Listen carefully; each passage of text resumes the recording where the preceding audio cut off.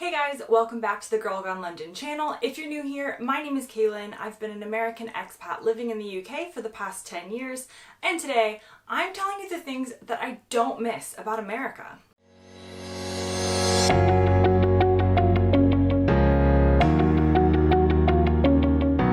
First things first, if you're interested in this kind of content, life in the UK, British travel content, hopefully once the world opens up, make sure to subscribe because that's the easiest way for me to be able to tell you that there's a new video.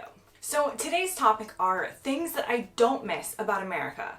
I've done a video on things that I do miss about America, which I'll link below, but I wanted to talk about some of the things that really I could do without. Let's jump right into it with the first thing, which I have done a whole video on, healthcare in the US. Now, there are some things about the American healthcare system, like the flashier looking hospitals, that I do miss, but overall, I do prefer the NHS to the American healthcare system. Again, I've done a whole video, so I will also link that below, but I find it really nice here to not have to worry about going broke because I come down with an illness or not having a copay if I need an ambulance or something like that. So overall, I would say I'm not desperate to go back to the American healthcare system. Next up, and a little more frivolous, stall gaps. So if you go to any American public bathroom, whether you're in an airport or a restaurant or whatever, we are used to these gaps under the bathroom stalls that are like 10 feet high. And I think it's to make cleaning easier because you can get the mop underneath. But honestly, have you had the experience where a small child who's in the bathroom with his mom, like, comes under your stall and says hello? It's just really strange once you move to the UK because their cubicles are like mostly fully closed off. Obviously there's like a tiny bit because you need the door to open, but it's like having your own private room to go to the bathroom instead of just being in this kind of row of dividing walls with giant gaps. So if you ever come to the UK and you see the public bathrooms here, it is definitely a different experience than in the US, and a lot of Brits, when they go to the US and use a public bathroom, are very confounded by why you could basically stick a whole human under the door. Okay, the third thing I don't miss is like a super overzealous store employee who kind of follows you around the store asking if you need help. Now, I do miss American customer service, so don't get me wrong, I do miss friendly employees and an emphasis on customer service, but there is sometimes just this American way of a company forcing their employees to like follow you around the store just in case you have any questions. And living in the UK where that is definitely not a thing and British people would not go for that, it feels so uncomfortable when I go back to the US now. Like if I'm the only person in this store, I feel so awkward if the employee is like super focused in on what I need. I'm like, oh my god, like I've been accustomed to just like browsing in peace and then needing to contact the employee like 18 times before they turn around to help you.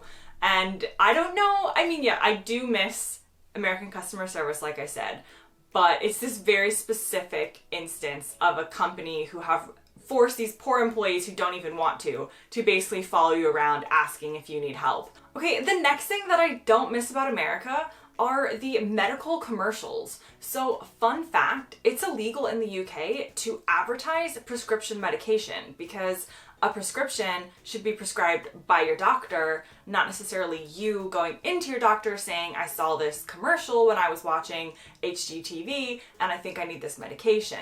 So you don't see any sort of medical commercials here in terms of prescriptions for literally anything. My husband is like, does everyone in America have psoriasis? Because they don't even use that term here. And every commercial that we watch seems to be a psoriasis commercial. But I also like low-key feel like American medical commercials may have played into my adult hypochondria, where you were trying to watch like some TLC show to escape from it all, and you were just constantly bombarded by all the things that could be wrong with you. And on top of that, they're like, well, this might give you a beautiful life while you ride off in the sunset drinking your orange juice with your family, or you might die because of taking this medication, or you might have heart failure, and they list off the whole thing. I don't miss those commercials. They are funny to watch when I go back to America now to think how normal that was to me, but British people definitely think that's strange, and I think on the whole, I would prefer not to be advertised prescription medication while I'm trying to watch The Bachelor. And the final thing that I do not miss about America is the banking system. So here in the UK, every customer of basically any bank will have what's called a sort code and an account number. And that means in order to transfer money from bank to bank, say I'm transferring money within my accounts, or I'm transferring money to my gas supplier or for my mortgage, or I'm transferring money to my friend because I borrowed 20 pounds. If you have their sort code and account number, you can transfer money like no problems, no fees between banks.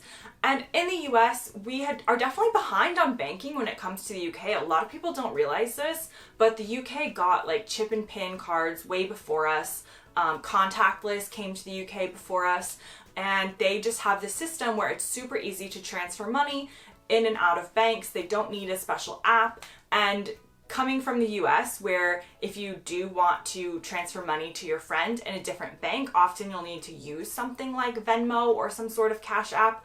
It's just an extra layer of hassle that doesn't need to be there. And again, if anybody has any explanation for why this might be the case, maybe you work in finance in the US, I know we have a much bigger country and bigger system, but it's so much easier here to transfer money, whether you bank with Barclays, HSBC, Lloyds, Halifax. Everyone just says, what's your sort code, what's your account number, and they can easily transfer money between people.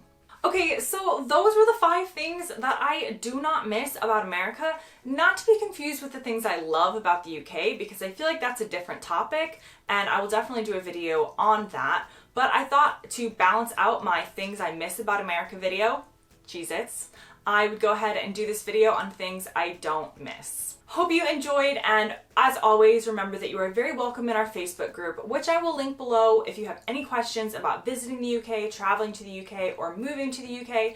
And also check out the Girl Gone London book, which is all about life in the UK as an American expat. I have heard from people who are traveling to the UK and not just moving here that it was really helpful when it comes to the chapters on culture and language and communication. So definitely, whatever your reasons for being interested in the UK, definitely check that out, link below. So that brings us to the very end. Hope you enjoyed, and I'll see you next time.